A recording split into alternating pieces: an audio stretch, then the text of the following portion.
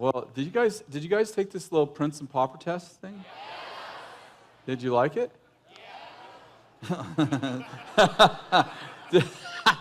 Yes. Did you like it? I cannot tell a lie. So we're going to go over this test today. Is that all right? The crowd's, I'm losing the crowd. How many took a test? Did you like it? We're going to go over the test today. Oh, how painful. So let's pray. We should pray. Let's come to that.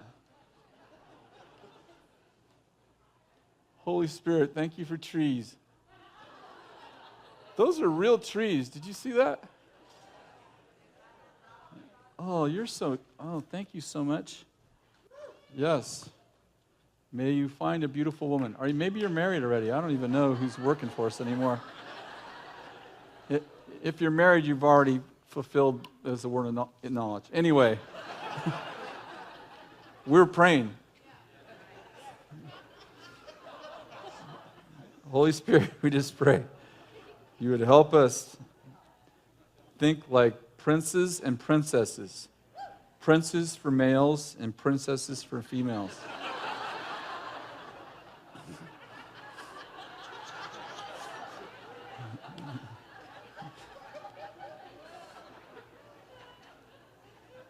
Amen. So you took this test, and I assume that you read the directions because you are Christians. And you're used to reading a manual, so reading directions would come very natural to you, I suppose. At least to the girls. Guys, we don't read directions. We just do it, and then when it comes out wrong, we're like, should have been married. I'm just telling you what my struggle is. Anyway, so I want to just go through part 1, and we'll just go question by question and talk about why you are very princely and not pauperish. And so you rated this, you read the directions, so you went by number 1, and you put how you most often think, right? So not on your best day, not on your worst day, but how you most often think. Is that how you did this test? Good. That's good. Because I'm going to give it to you at the end of the year, and you're going to see if you become more prince-ish. Royal. More nobly minded. How's that? There we go. So, number one. I tend to have sarcastic sense of humor. Gosh, let's go to number 2.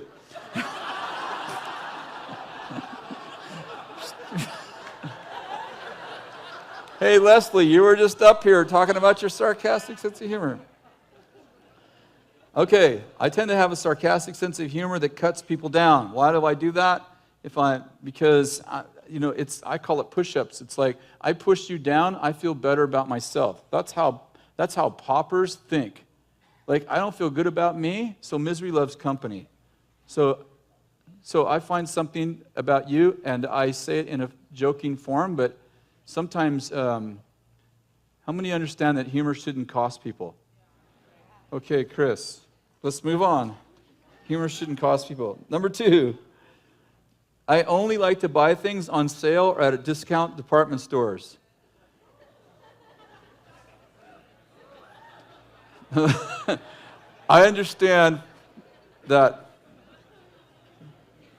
like my wife thinks that she scored. It's like shooting a deer. Like you can't say, when she comes home and you go, oh, that's a beautiful shirt. She got to tell you how much she paid for it. Yeah, well, let me tell you, it was half off and then I had a coupon. I walked out of the store, they paid me to take this thing.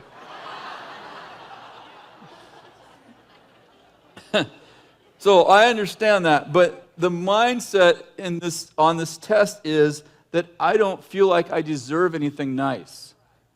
So that's the right answer, ladies and men, gentlemen. Awesome.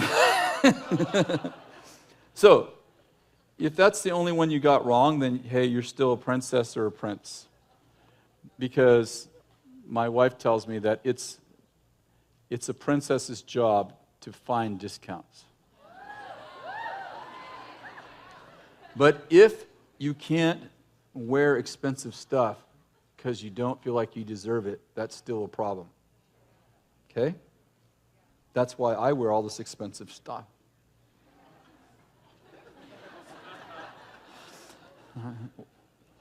Number 3, I struggle with feelings of inadequacy. Obviously, if I struggle with feelings of inadequacy all the time, that means that I struggle with my self-esteem, feeling low about yourself, feeling bad about yourself. You understand by now that that's not called humility, right? That's called you don't know who you are in God. Because if you know who you are and whose you are, you're not going to struggle with inadequacy. How many know Jesus said, "Greater works shall you do when I go to be with the Father"? If you're struggling with inadequacy, you believe in a lie. Just say this right now. If I struggle with inadequacy, I have believed a lie.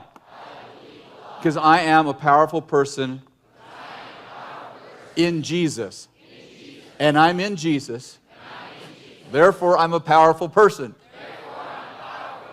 Amen. Okay. Thank you. Number 4, I find myself secretly competing with people around me. Why do I do that? Because I don't know who I am. So, I tell you, I really struggled with this for many years. I come into a room and size up, especially the other men in the room. Like, okay, well, who's smarter, who's better? And it's like, and that happens, that's a pauper mentality. That happens when you don't know who you are. When you know who you are, first of all, there is no other you. So how can you compete with someone when you're the best you could possibly be? Like, who are you competing with? You can't compete with another Kris because you couldn't be me. I'm the most amazing Kris there has ever been born. And you're the most amazing whoever you are. If you're an original. But if you're an imitation of the original, then guess what? Then you're going to feel like you need to compete because everybody competes to see who's as close as they can be to the original. But if you are an original, in other words, you're being who you're supposed to be, then who am I competing with? Because no one can be as good at being me as I am. And no one can be as good at being you as you can. Am I making sense? I know I'm joking a lot with you, but it's true. Like, if I am authentically me, who God made me to be, you can never be as good as I am at being me.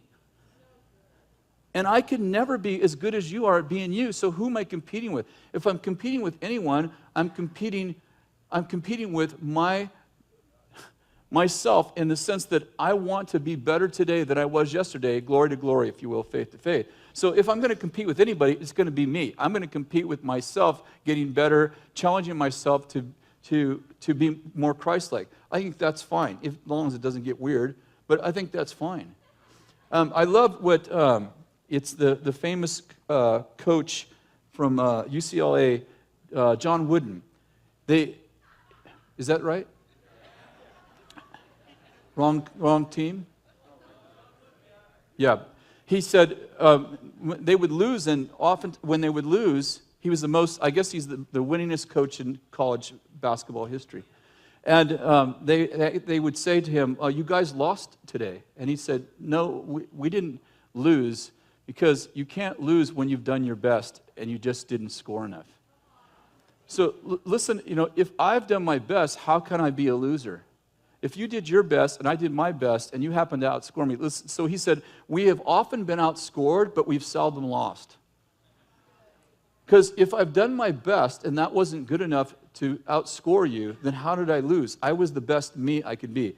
We were the best team we could be tonight, but the other team outscored us. Did we lose? No, because we did the best we could do. My job is to be the best me I can be. If you're better at something than me, and I've done the best me I can do, are you following me? Then what do I have to be ashamed of?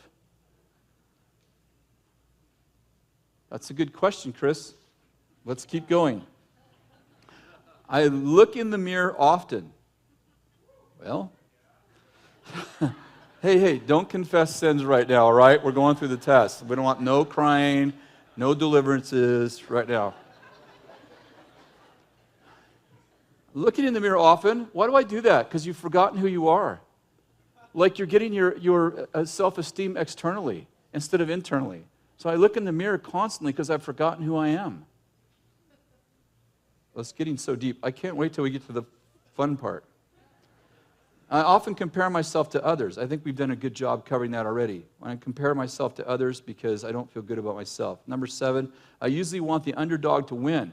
Now, I understand in our society that there's some positive things to that, but I wrote the test in the spirit of feeling like a pauper. And when I want the underdog to win, and I can't root for a winner, it can be related to the fact that I feel like a loser, I feel like an underdog, so I root for losers to win because I feel like a loser. So I can't root for people, I can't root for the team that is supposed to win. I can't root for people who have everything going for them. I can't root for the person who should win because I relate only to losers because I feel like I'm a loser. So there's nothing wrong with, the shopping thing we talked about earlier. As long as that's isolated to that, there's nothing wrong with, your team happens to be the underdog or whatever. But when you put all these things together, you understand that this test is about not one line. It's about putting all these things together and you're like, listen, this paints a picture of me. Yeah, I'm competing with people all the time. I'm looking in the mirror 100 times a day. It feels like I need to belittle people. Yeah, I don't feel valuable. I don't feel like I should have expensive clothes because it feels like the clothes are worth more than I am. And yeah, I root for underdogs because I see myself in the underdog. It's like I can't identify with winners because I feel like a loser. Do you understand? It's not one answer that creates your identity. The questions are posed to give you a picture. Like if you're thinking like this, and the test isn't given so that it'll condemn you. The test is given so you're like, oh my goodness, that's me. And how many know that adversity introduces a man to himself? So you take this test and you're like, oh, that's me. That's me. Hey, you know what? I'm not going to answer the question honestly because I'm getting this all wrong. And so, but whether it doesn't matter. I mean, you're the only one who's going to see this test. So the point is that you look line after line and you're like, hey, I disagree with the way that question is written. That's fine. You can't disagree with the way the whole test is written. If you do, it's because you're excusing the fact that you're not thinking nobly. You're not thinking like a princess or a prince. Are you with me? Okay. Number 8, I perceive that God favors the underdog. Same thing. It's like, you know what? God favors people who are poor. God favors, and I would challenge you. Isn't it true that God gave in the parable the talents? That God gave one guy 1 talent, one guy 3, and one guy 5, and it says He gave the talents according to their ability. And then who did He actually favor in the story? Because you've all read it, right? Because you've read the Bible. So the guy that got 5 talents got what? 5 more. The guy that got 3 more. What happened to the underdog? We won't talk about what happened to him, but what happened to his talent? It got given to the guy who was the most faithful. Are you with me? So yes, the Lord loves the poor, but the Lord also honors people who are faithful. That's such a good word. I'm right about that. Number 9, I'm uncomfortable around rich or successful people. There again, it's, I'm uncomfortable around rich or successful people because when people are successful, they make me feel small. Because I don't feel successful. So I want to be around losers because I have comparative righteousness. It's like I'm better than you, so therefore I'm okay. It's actually the reason why, in my opinion, we like newspapers and bad news. Because I feel bad about myself every day, 1,200 words a minute, negative self-talk happening, you're no good, you're nothing, you're nobody. And then I read about the murderer or the rapist or whatever, I'm going, well, I'm better than him. I must be okay because at least I'm not doing that stuff. It's like, no, listen, your standard is Christ. The goal is to be like Christ. It's not to not be like the murderer. It's great revelation, Kris. Thank you for that insight. Number 10, I tend to build cases against people who seem successful or have power over me. I build cases against them. And when I'm talking about your inner world, it's like anyone who seems successful, I'm like, oh, you know what? I just don't like rich people. They all rip people off. And, Donald Trump is a loser. And I just, I don't even know Donald Trump, but he must be a loser because he has money. Yeah, some of you are nervously laughing because it's the way you think when you're a pauper. If someone is successful, and I can tell you, I go into countries where the whole culture is like this. I'm working in a previous communist country right now, and the whole culture is related to, you know what? I have a case against anyone who succeeds. And it builds a culture where we actually feel, it's called the tall poppy syndrome in Australia. Sorry if you're from Australia. But they're the ones who taught me this. They said, this is our culture. When someone succeeds, we feel like it's our job to reduce them. Why do we do that? Because we don't feel comfortable around successful people. And when somebody succeeds, it makes me feel like a loser. So, it's David and Goliath. What did his brothers do? And David's like, he's successful. He's like, I think we can beat this guy. His brothers are like, hey, go back to your little sheep. Go back to, what are his brothers doing? They're building a case against somebody who looks like they could succeed.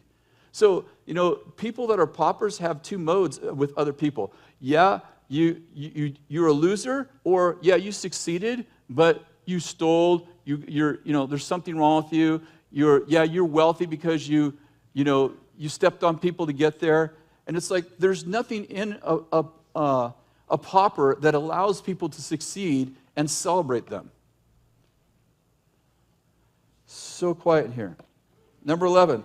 I tell others about important people that I am friends with or important projects I have worked on. Well, there's no problem telling other people about that, but when I'm doing it to bolster my self-esteem, like, let me tell you 10 people who I know. I'm getting my importance externally again. I'm getting it from people I know instead of who I know. Instead of God, I'm getting it from people, and I'm getting it externally. So, I have a friend of mine who's a very, very famous person, and you would definitely know who this person is. I totally love him, but no, it's not Bill. It's nobody on our team. Pastor Bill is amazing. I'll finish the story, and I'll tell you something about this test in just a minute. But this man's an international speaker, and every time I see him, nearly every time I see him, we spend the first 10 minutes with him telling me who he knows and where he's just been and who he got to talk to. And I'm like, I don't have any idea why you feel insecure around me, because you've done more with your life than maybe I'll ever accomplish in my life. So it's not real, but he gets around me and he feels like he has to tell me, well, I was just with Joe Famous, and I'm going to Joe more Famous. And I just finished this book, and I just was on this TV station. I'm like, I don't know what that has to do with the conversation we're having, but whatever it is. And this is a pattern. Like every time I'm with this person, we begin the conversation with his exploits and the people he knows. And then it's not evil. It's just like, wow, you're struggling, feeling small, and I don't know why that's happening around me. Maybe I'm doing something to perpetuate that, but that's not necessary. You don't need to behave like that, because the truth is you are amazing. And in my opinion, the people you just named, you're more amazing than those people. So I don't know why you don't know that, but I'd like to just mirror back to you, like, you don't need all of those people's qualifications, because you're pretty amazing yourself. So again, there's nothing wrong with saying, hey, Heidi Baker's my friend, or, whatever. It's just when you have to do it to feel important. That's what the test's about. I should tell you this, that when I wrote this test, it's kind of funny because I thought, okay, I started out with the prince side. How does a prince think? And I was thinking, and I'm like, okay, a prince thinks like Bill. This is a true story. I wrote out every prince question thinking, how would Bill answer this in the positive? Because this test used to be true and false. It didn't have 1 through 5 till the students complained for the first 4 years. So it was true and false. So I wrote the whole prince side like Bill thinks. Then I wrote the whole Pauper side like how I used to think.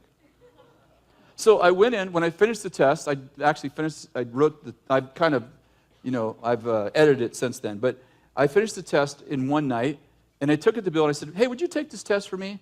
He's kind of like, I said, well, I'll just give it to you verbally, and just tell me what you think. And remember, it was true and false. So I'm like, what? So I went down, and I thought, if Bill gets any of the questions wrong, then I will change the question. Because he was my princely example. This is the only prince, especially then, that I knew. So I'm like, okay. And so when he got all done, he got every single answer right. Remember, it was true and false then. Every single one. I'm like, and of course he didn't know it. I'm like, oh, you got every single answer right. He's like, really? I've never actually got 100 on anything like that. I'm like, I said, well, the truth is you kind of cheated because I wrote this test thinking, how would you answer these questions so that I would know that if I had the prince part of the test right. And so then I gave it to Brian Johnson. And he totally flunked the opposite direction. And I'm like, how did you flunk the test? And then I realized that when he did the math, he put the part 1 and part 2, he reversed them. And I'm like, oh, I get it. He writes songs, but he sucks at math.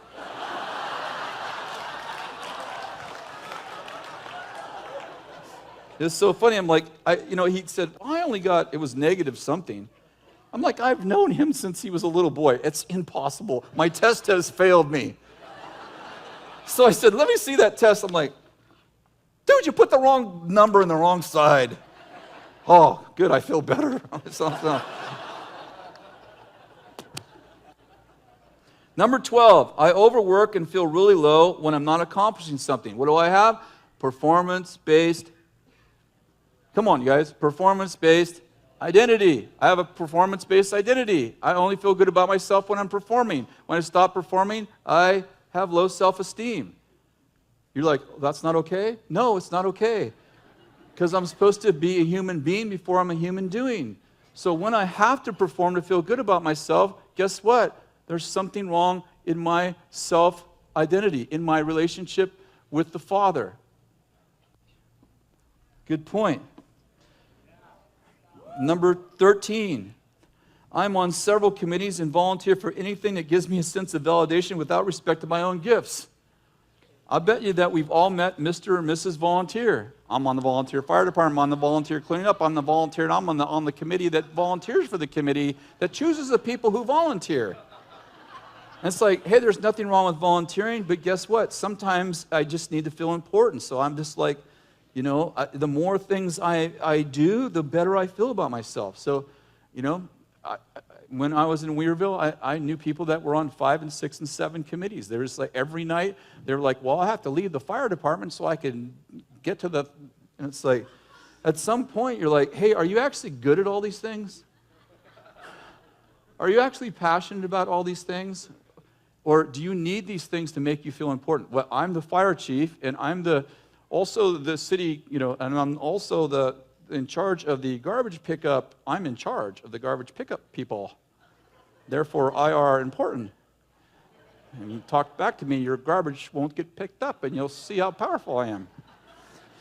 Number 14, I'm compelled to be friends with the most important person in any organization that I'm a part of. Now, again, this is all written with this same attitude in mind. It's like I need to feel like the most important person in the room is my friend so that I can suck off of their identity because I don't have one of my own.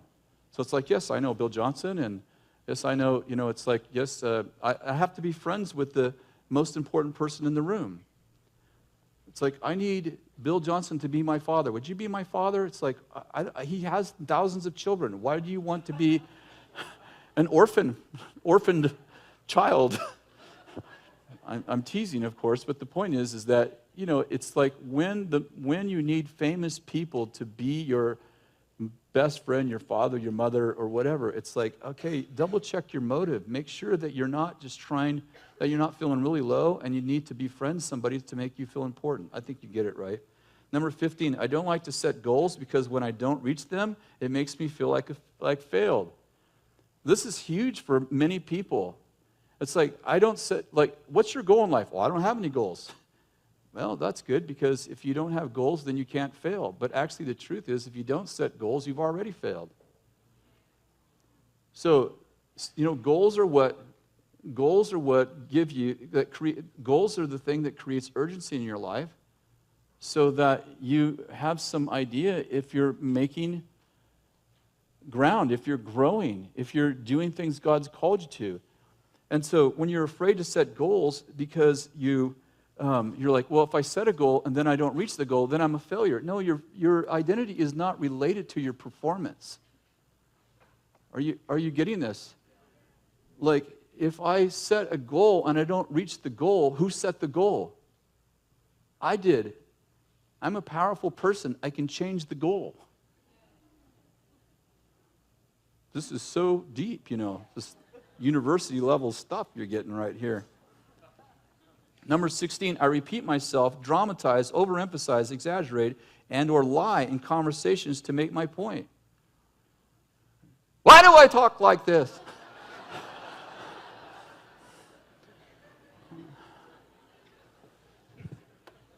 Yeah, I grew up in a home where, you heard about my home.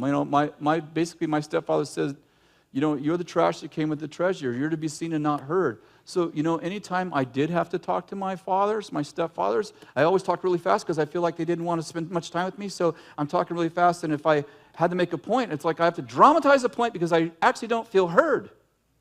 So I have to say it like 4 different ways. And I don't know if you're really getting this. Did I tell you that you said this 3 times? Why are you repeating yourself? I'm repeating myself because I don't feel powerful. I feel powerless. I don't feel like you're listening. Why do I dramatize it? Why do I make it bigger than it is? Why do I take a problem this big that really does need to get solved and make it this big? Because I feel like if I make it the size it really is, you aren't going to listen to me. So I have to exaggerate. I have to even lie. I have to do whatever I can to get your attention because I don't feel like I'm important enough for you to actually listen to.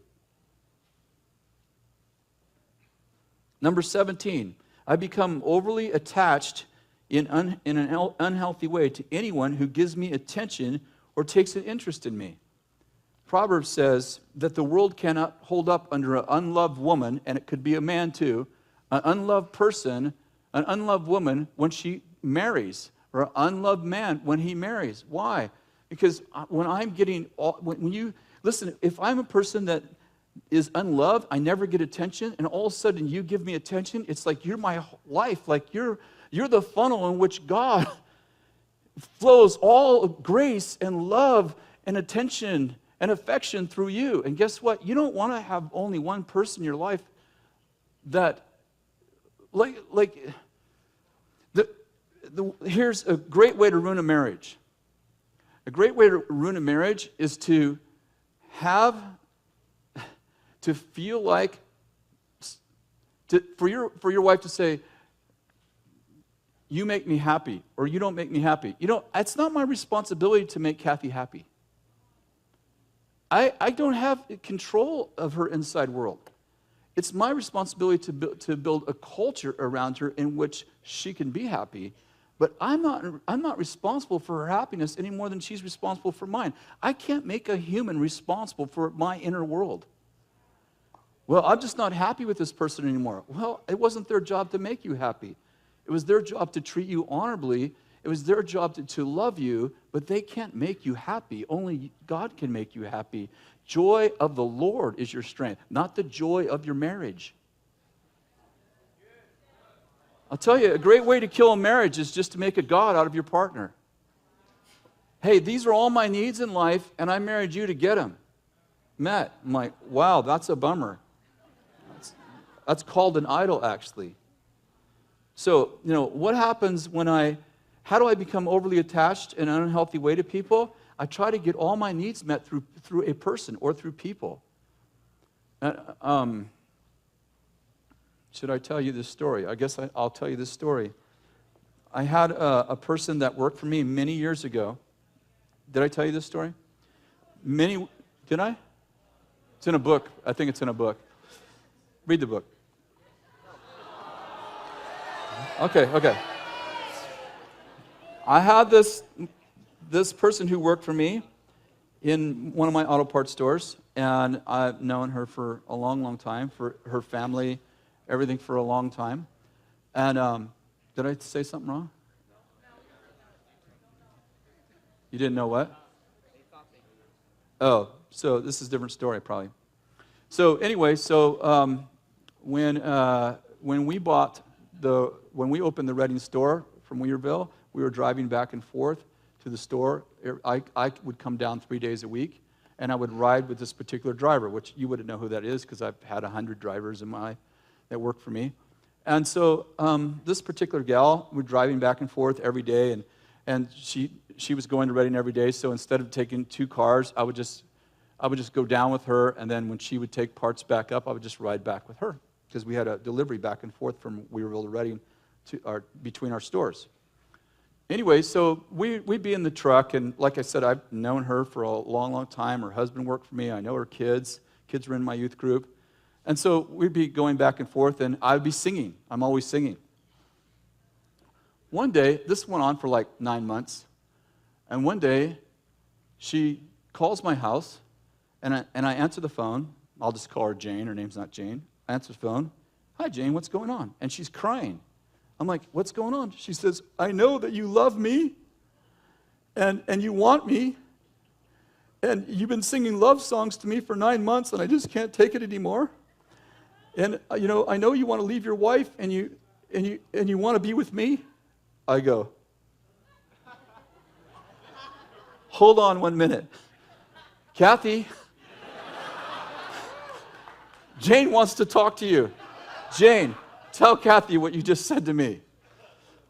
So she's on the phone with her for like 2 hours, and Jane's telling her, if he doesn't leave you and marry me, I'm going to kill myself.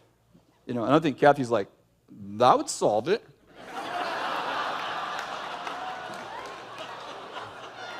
I'm sorry, that was my idea. That wasn't her.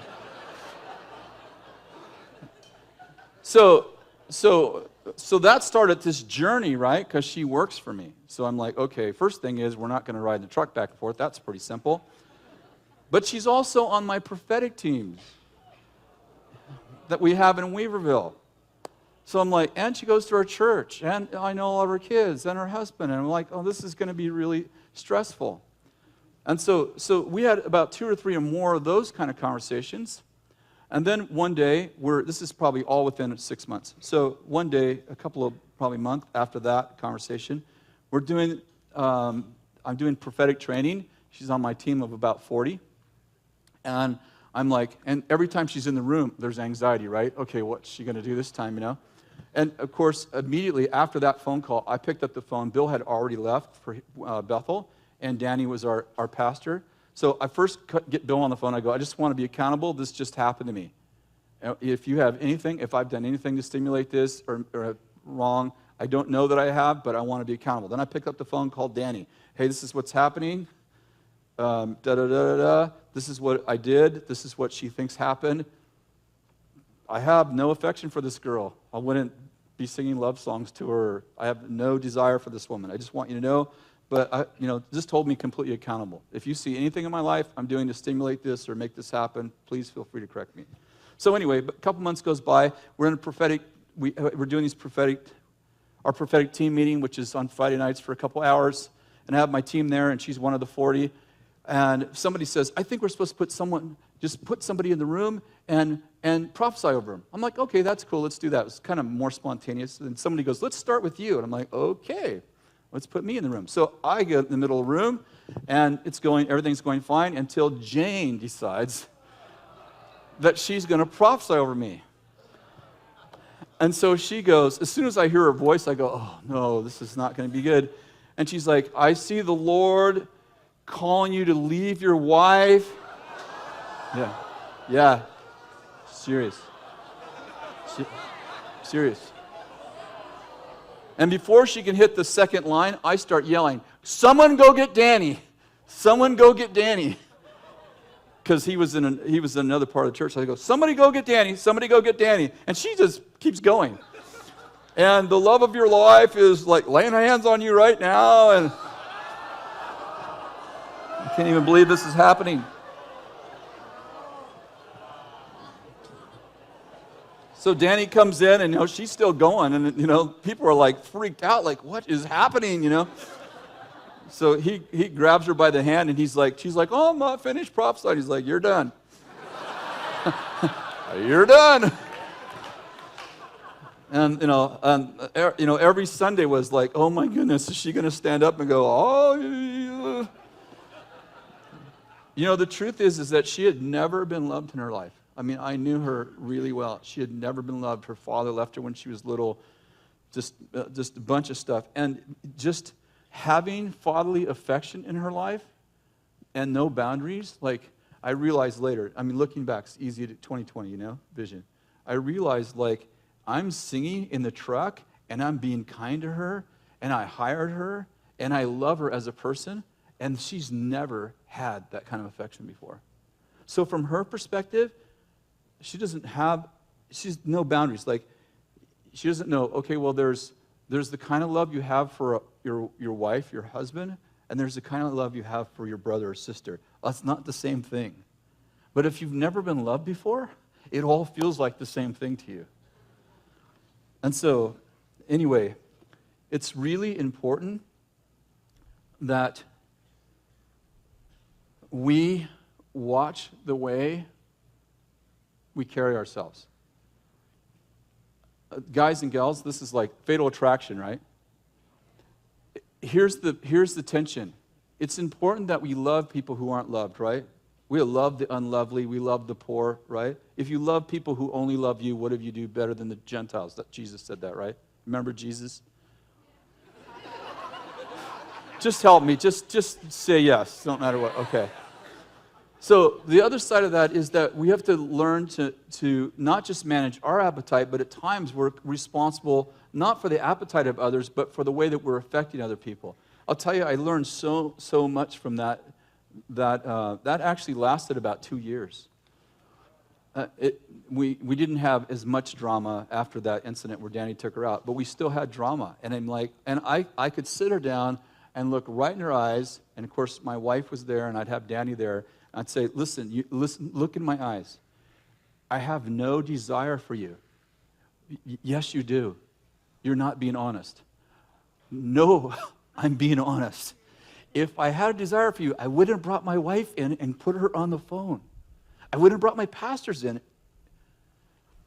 Well, I know that you're in love with me. No, I love you like a sister. No, more than that. No. So, and we have these conversations, and it's like, I'm telling you, it was like really, really weird.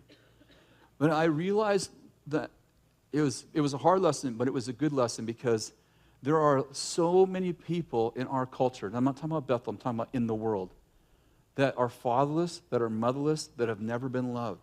And when they experience love for the first time, and you're just being totally healthy, and you're just being totally holy affection, you're just being totally, they just don't know how to deal with it because they've never had it before. And they're like, that feels so good. I need to be around you all the time. And by the way, if you make a friend with someone, if you become friends, if I'm friends with you and you have that going on, if I become friends with anyone else, you're jealous of every friend I have. It's like, I cannot be your source of, I can't be your only source of love. You got to have this going on, right? I can be, if you will, I can be a stream of love in your life, but I can't be a river. If you're trying to get a river from me, you need to go to the river of life. That isn't me. I'm like a little puddle. And I want to be a little puddle. This little puddle of mine, I'm going to make it splat. Whatever, it's like, please. Number 18, I like to give things away, but I'm almost embarrassed to receive gifts from people. I understand it's better to give than receive and all that, but we're talking about in light of your self-esteem, the way you view yourself. When somebody gives you something expensive or nice or anything, actually, you're like, you just can't receive it. Why can't you receive it? Well, especially if it's like, if this is kind of like an epidemic in your life, like I can't receive. Well, that's related to the fact that I don't feel like I'm worth anything. So when you give me more than I feel like I'm worth, I sabotage the gift. Typically, I instantly give it away.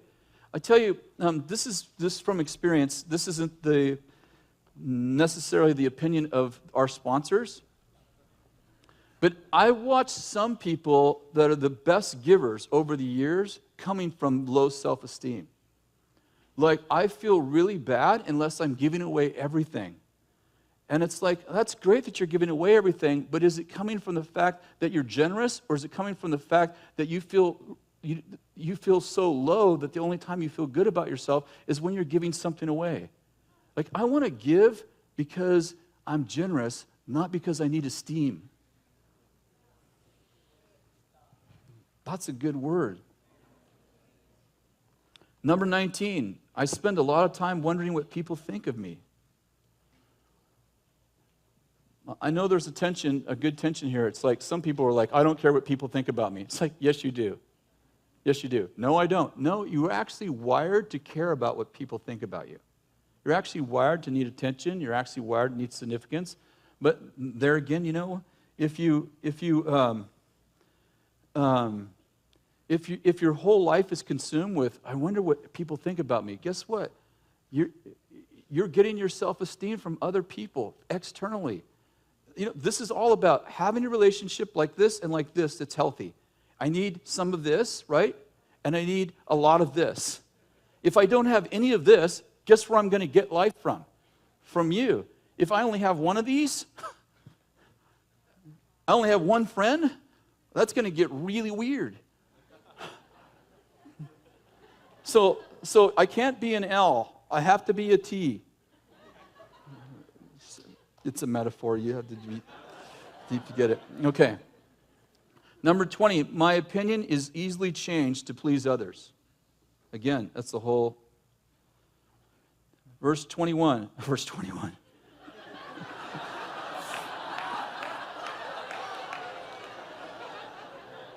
Someone Facebooked me yesterday, this is a true story, and said, you and Bill have so much revelation, I don't understand why you're not adding to the Bible.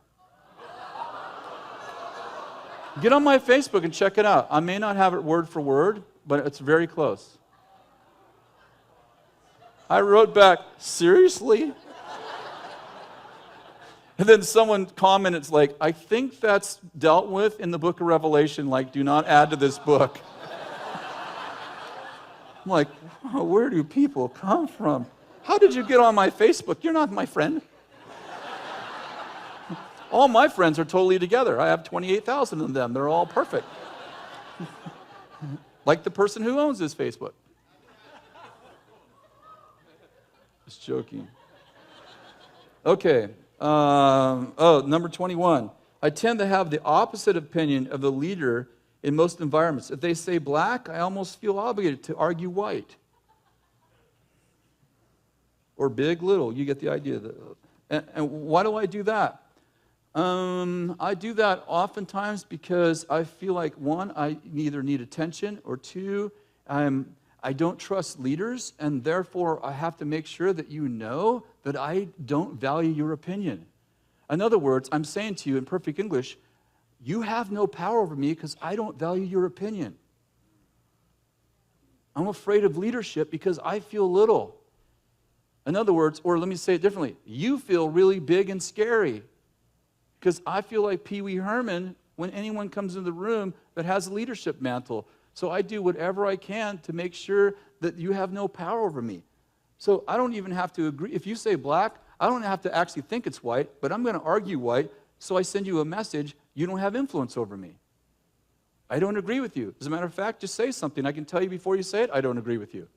I don't just disagree, I'm a disagreeable. There's a big difference, right? We want people to have freedom of expression. We don't want this to be the clone zone, right? We want people to be able to think for themselves.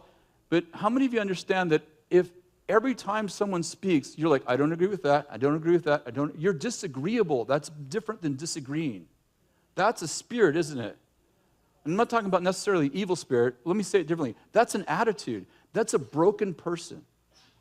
I can't agree with anything someone powerful says because then it feels like they have power over me. Ooh, feels like a mortuary in here. Okay. Number 22. The friends I feel most comfortable with are almost always broken people. I don't know if I explained that, but I think you get it. Number 23. When I choose a team to work with me, I choose people I deem as weaker than myself. Oh, man, I can tell you, those of you that are going to go to second year and you're learning about leadership, I'll tell you, this is huge. I go to so many churches, and they're like, 50 people. Listen, 50 people's fine. I don't have a problem with the number. I'm using it as an example. If your church is 50 people, you came from a church that's 50 people, it's wonderful. If God only gave you 50 people, love your 50 people like they were 10 million. Got me? Okay, so it's just an example. It's not the number. But sometimes we can't grow because it's like the Russian doll. You know, Russian dolls, they fit inside each other and you open one up. It's like we develop leadership like the Russian doll. It's like if I'm a 4, I can only choose 3s. And guess what? When the 3 chooses people, who do they choose? 2s. I wonder why our culture never gets healthy. Because we have such low self-esteem that we always choose people who are weaker than us. And then the people that we choose, they choose people to work with them that are weaker than us. And pretty soon, our whole culture is weak. And when somebody comes into our culture that's strong, guess what we do to them? That's right. We reduce them, scare them away, or give them a name like Jezebel, Ahab, or whatever it takes to make, because I feel small when they're around, so obviously it must be their problem. Because, when a 10 comes into an environment, this metaphorically speaking, when a 10 comes into a 4's environment, that just feels scary right there. Now, you must want to take over because you're more powerful than me. So let me tell you 15 reasons why you're an idiot.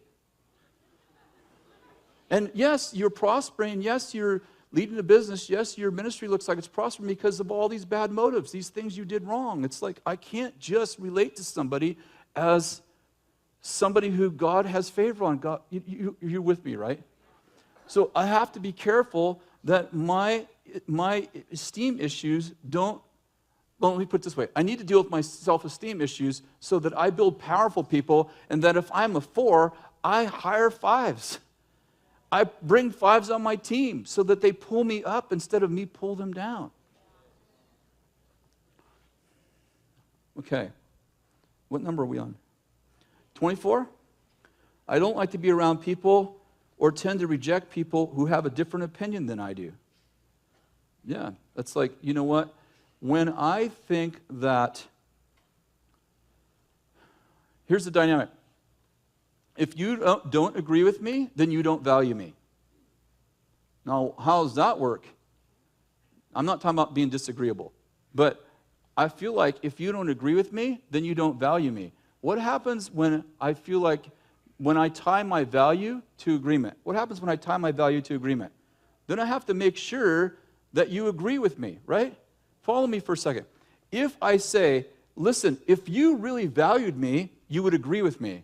Therefore, if you don't agree with me, you don't value me. What's the next thing I do? How does that play out? What does it look like in our relationship? It looks like I have to convince you, like it's my job to convince you that I'm right, because my self-esteem is tied to you valuing my opinion. No, to you thinking I'm right. Are you with me? Now, what am I going to do if you don't agree with me? I'm going to use manipulation or whatever I have to do to get you to know I'm right, because me being right is directly related to my self-esteem. Did you get all that? Good. Just say, I got that. Cool. I really care what you think about me right now. Number 25. Number 25 is actually the same thing. I don't just share my opinion. I feel compelled to argue or manipulate people into agreeing with me for the reasons I just stated. Number 26. When people don't agree with me, I take it personally or tend to think that they have rejected me, which we just explained. See how prophetically we answer these questions? Number 27. I need to be the most important person in the room and or be in control to be happy. Now, this is pretty common to people that are raised in an out-of-control environment. Like I was raised by two fathers who were out of control. So guess what happens when I come into an environment, when I grew up and left my parents' house, in order for me to be safe, I had to be the one in charge. Because I had two fathers who were out of control. When they're in charge, the environment's out of control. So guess what? I don't trust anyone to be in charge of my environment. So when I go into some place, I have to be in charge. I have to be in control. These are all reasons why I don't respect leadership. Like I come into a church or I go to a business and I build a case against the boss, and I try to win favor with the other employees or the other staff or the other team or the other church members or whatever, so that it doesn't matter what he says or what she says. I'm actually the most important person in this room. And the truth is, I'm the most insecure person in this room. I feel really scared that somebody besides me is in charge of my environment, because I grew up in an environment that wasn't safe, because the people who were in charge of that environment, they were tyrants. They were rageaholics. They were unsafe. So I don't trust other people. I only trust me. Got it? Good word, Kris.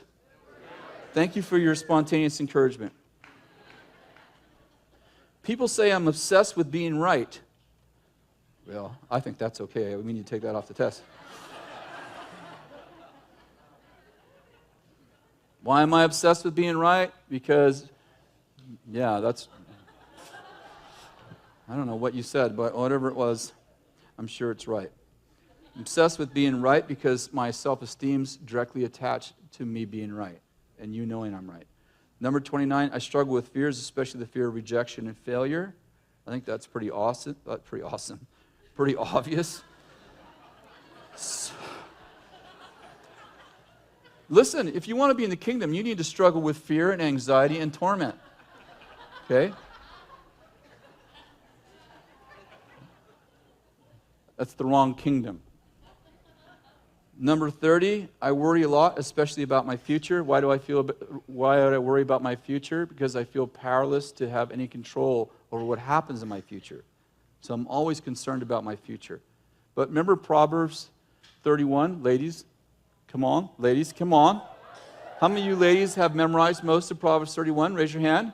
Come on. Come on, raise your hand, be bold. Show these men. Proverbs 31, there we go. The Proverbs 31 woman looks to the future and what, ladies? Smiles. Why? Because she's excited about the future, because she feels like she's powerful. But what happens when I don't feel powerful? I'm afraid for the future, right? It's why I don't have children. It's why I don't do lots of things, because I fear the future. And what is that? Pauper thinking. Everybody said? Pauper thinking. Very good. Number 31, I often feel like something's about to go wrong. That's called a what? Foreboding spirit. Everybody say, foreboding spirit. A foreboding spirit works like this. If I'm having a good day, I'm thinking something's about to go wrong. Like something's always about to go wrong. The feeling of impending doom. Something's always about to go wrong. Why do I feel like that? I feel like that because I have a pauper mentality. I don't feel like I deserve to be blessed. I don't feel like I deserve good things to happen to me. I don't feel like God's happy with me. Why? Because I'm not happy with me. I don't feel like God likes me because I don't like me. I don't feel like people like me because I don't like me. And therefore, listen, good things don't happen to bad people, and I don't feel like a good person. So I'm always feeling like something bad's about to happen to me. You with me? Okay, don't be. Number 32, I struggle with forgiving people. Oh, this is huge. You know, one of the reasons why I struggle with forgiving people is because I need to have a case against somebody. Listen, this is huge in marriages. It's like, listen, if you do something wrong, I'm going to hold it against you the rest of your life, because I need to find something wrong with you. So forgiveness means I release you from punishment. You have permission to live happily ever after. And if I release you from punishment and I release you from the thing you did wrong, I don't have a case against you anymore. And if I have really low self-esteem and I don't have a case against you, then it feels like you're more powerful than me. But if you did something wrong, like you said you were going to be home at 6, but you didn't get home till 6:30, and you didn't call. Okay, honey, that was 5 years ago. Yeah, you think that's funny? I've heard things about that silly in counseling sessions with husbands and wives, and the wife is bringing up these things, or the husband's bringing up these things, and it's like, okay, so when did that happen? And it's like, we're talking about small things that happened years ago, and we're still talking about them? What's the real issue? The real issue is, well, I'm not forgiving. Yeah, but the real issue is I can't forgive, because if I do, then I don't have a case against you. And if I don't have a case against you and I feel small, it makes me feel like you're more powerful. So my real problem isn't unforgiveness. My real problem is low self-esteem. Are you following me? Okay. Number 33, same thing. I'm easily offended. Why am I easily offended? Because I need to have a case against you. I need you to be wrong. I need you to say things wrong to me so that I have a reason to not like you, because the truth is, I don't think you like me. So I build a case against you before you can build a case against me. Because I'm afraid you're going to reject me, so I reject you first. These are all tools of rejection. Are you with me? Unforgiveness, it's a tool of rejection. Offense, it's a tool of rejection. I'm offended by you. The truth is, I totally want you to love me. I'm so afraid you're not going to love me that I don't love you first. And I need some reason to not love you, right? I can't just say, well, I don't love you. Why not? Because you're human. Because I only like animals.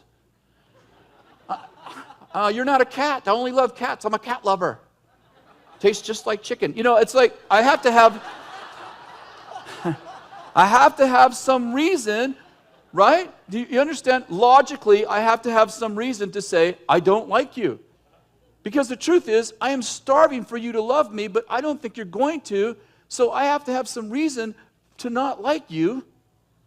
So offense, unforgiveness, bitterness, building cases against you, these are all internal ways that I protect myself from needing you to like me, because I don't think you will, because I don't like me. Okay? Number 34, most of the bad things that happen in my life and the failures I have experienced are not my fault. Nothing's my fault. Nothing's my fault when I feel powerless. Nothing can be my fault because I don't have the power to fix anything. So I can't take responsibility for anything that goes wrong because I'm so small and puny and powerless that if something is actually my fault, I actually don't have the power to fix it. So nothing's my fault. I never do anything wrong. I can't say, oh, I'm sorry, I was wrong about that. Because I'm so small and puny and little that I can't fix anything. So I can't take responsibility for anything because I actually don't feel like I can do anything about it. But when I feel powerful, I can go, oh, you're right, that was my fault. I'm sorry about that. I'll take care of that. My responsibility. Oop, my bad. Number 35, we're almost through the painful part. I feel anger or rage right below the surface of my being. Why? Well, probably the worst emotion in my life is fear. But you know when I don't feel afraid? When I'm mad. When I'm mad. So I can stay mad and not feel fear. And if I'm fearful, it's because I feel powerless, and I feel powerless because I don't know who I am. Got this? It goes back to who am I and whose am I? Everything goes back to that. So if I don't know who I am, then the world scares me. If the world scares me, I'm going to deal with fear some way. I'm going to figure out some way to deal with fear. Maybe I'm going to be a porn addict, and I'm going to drown my fears in porn, or I'm going to drown them in alcohol, or I'm going to drown them in drugs, or I'm going to drown them in work. I'm a workaholic, or I'm going to drown them in rage. I'm just going to stay mad all the time. If I stay mad all the time, then I don't feel fear because I'm a rageaholic. Most people who are rageaholics aren't really mad. They're scared. Do you know that? You know that when you try to deal with a rageaholic's rage, and you're trying to deal with the the actual outbursts of rage, 9 times out of 10, you're never going to fix the problem because the person's problem, that's the symptom. The real problem is I feel really powerless. So when I'm mad and I yell and scream, everybody runs from me. I feel powerful when I yell and listen, clean up your bedroom. You hear me? Why are you yelling at me? I'm yelling at you because I feel small and powerless. And when I'm dramatic and yell, you rush to your room to clean it or call the police, one of the two. And when you run around, when I'm angry, it makes me feel powerful. But the real problem is I feel fearful. I grew up with my second father was extreme rageaholic. Yelling, screaming, throwing things, breaking windows, throwing furniture. This was a weekly occasion.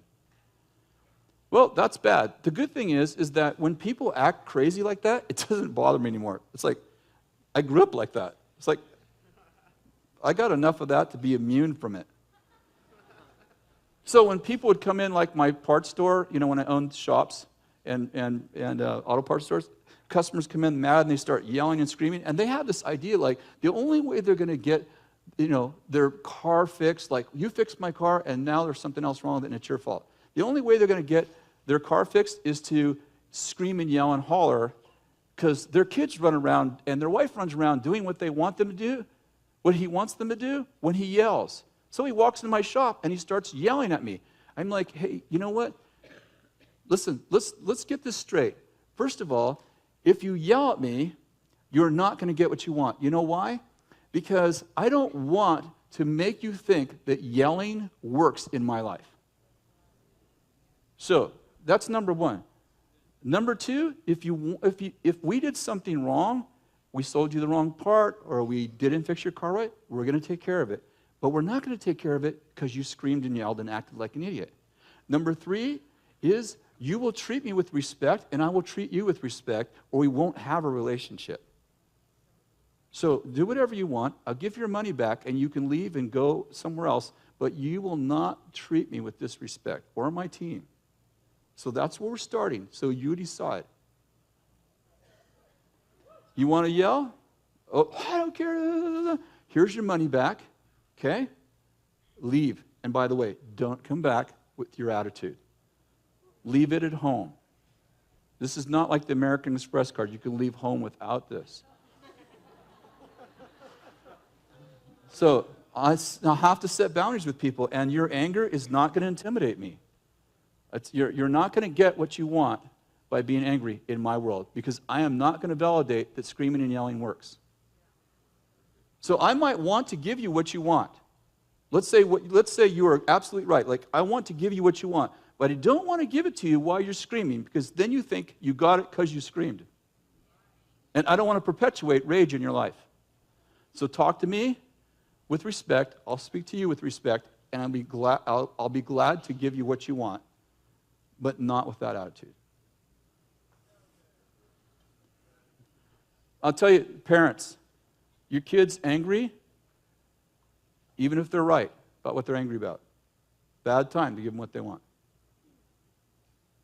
No, if they're angry and they're controlling themselves, it's fine.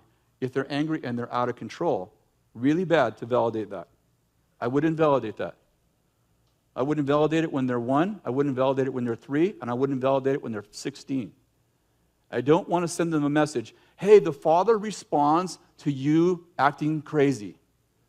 Because actually, He doesn't. That attitude leads to poverty. It doesn't lead to prosperity. The Father isn't going to put up with your temper tantrums. He's not going to answer your prayer because you're screaming at Him. As a matter of fact, with few exceptions, He's probably not going to answer you when you act like that.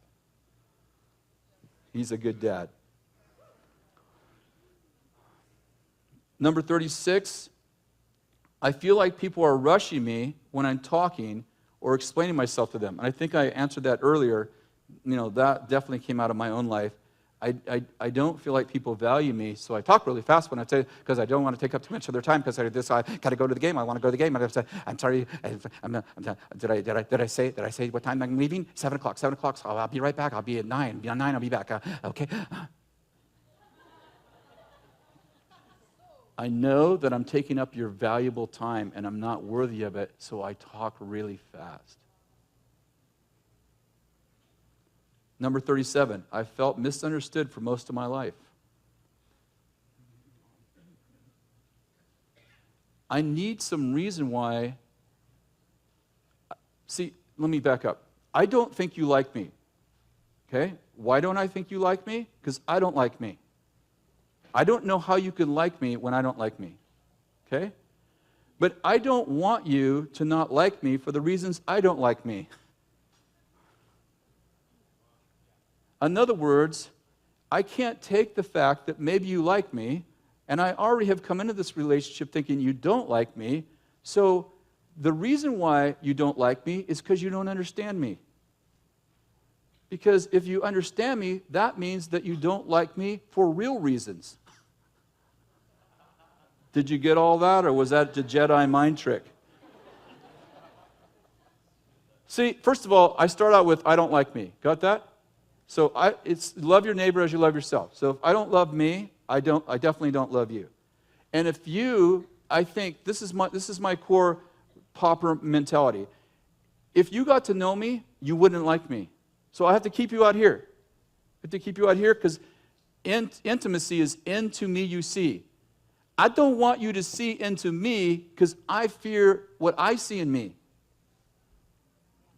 With me? Okay. So I'm concerned because I've already discerned that you don't like me. Now, do you understand this is an illusion? You may not like me, you may like me, but the point is that this idea that no one likes me is an illusion. Okay?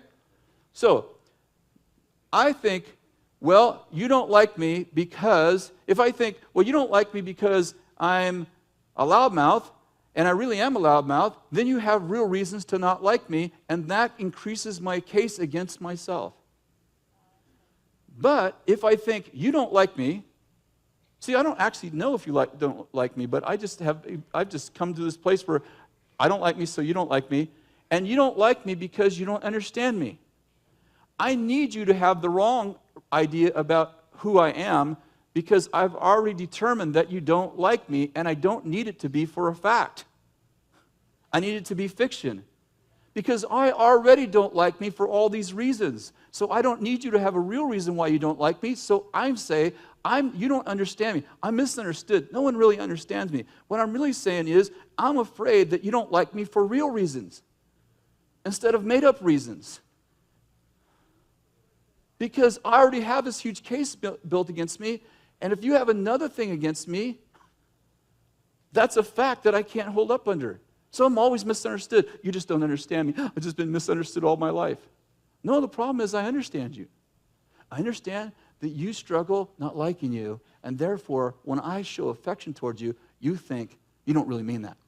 You look nice today. You don't really mean that. You're really intelligent. Nah, you're just saying that. What's he want? What's he trying to get? There's some other motive besides you really think I'm amazing.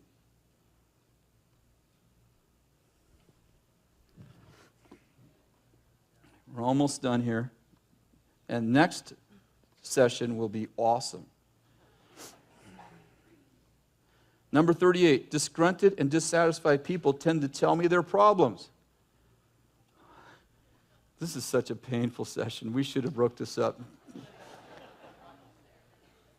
How many times have you had someone come to you and they go, I have this problem with you, and so does Johnny and Jerry and Mary and Henry and Jane, and we don't talk bad about people.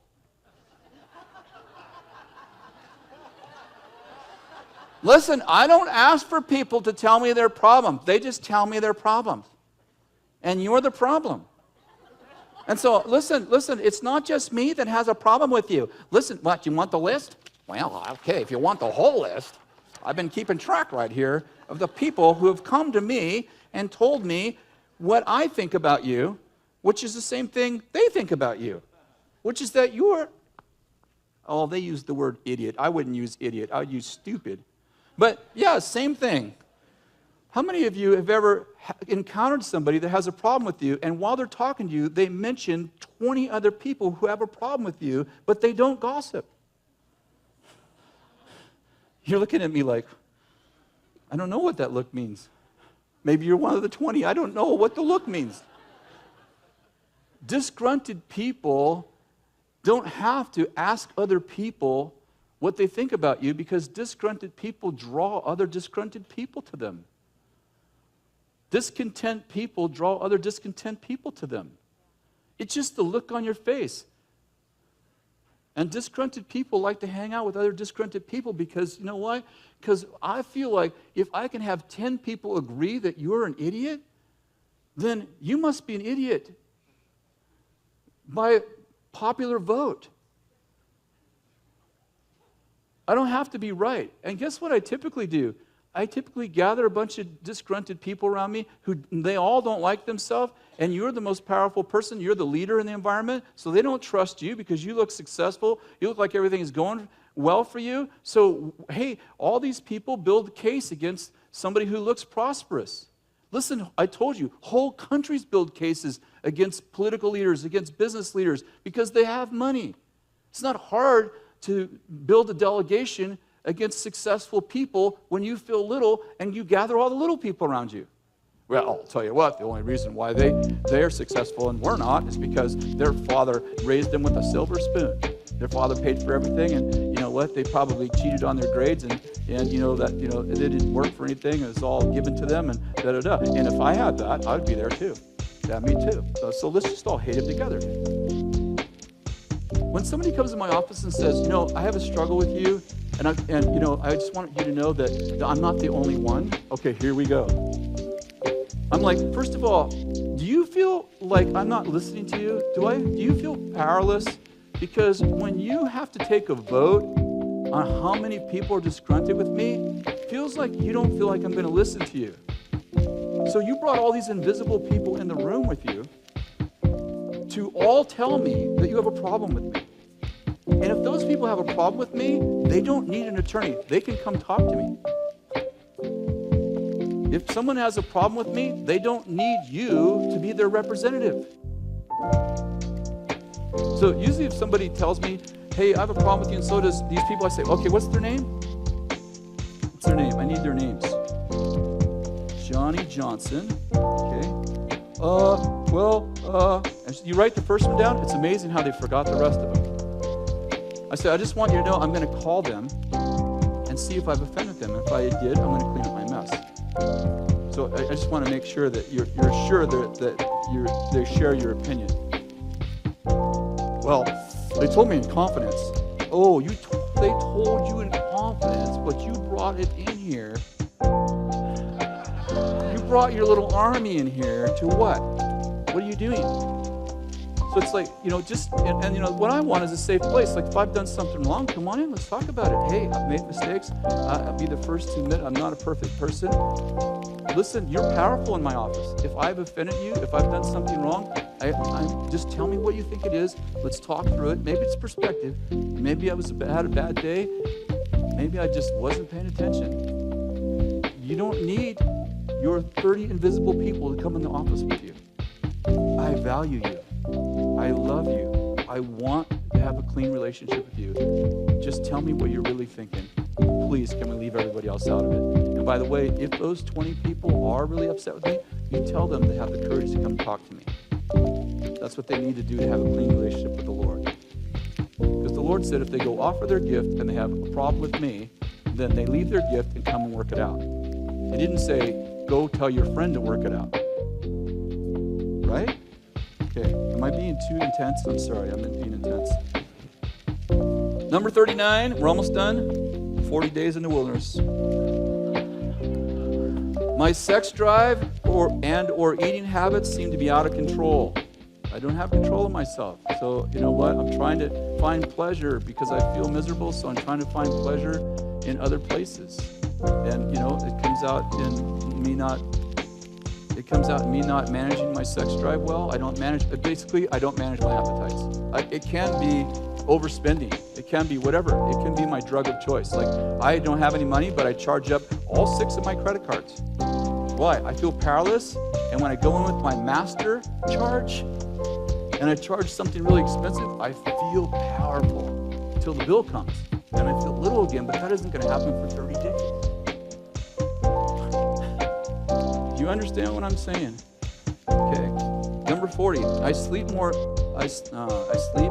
than normal and still find myself tired. Been there, done that? Got the video. Why do I do that? Well, you know what? When I'm awake, I feel powerless, but when I'm asleep, I feel powerful.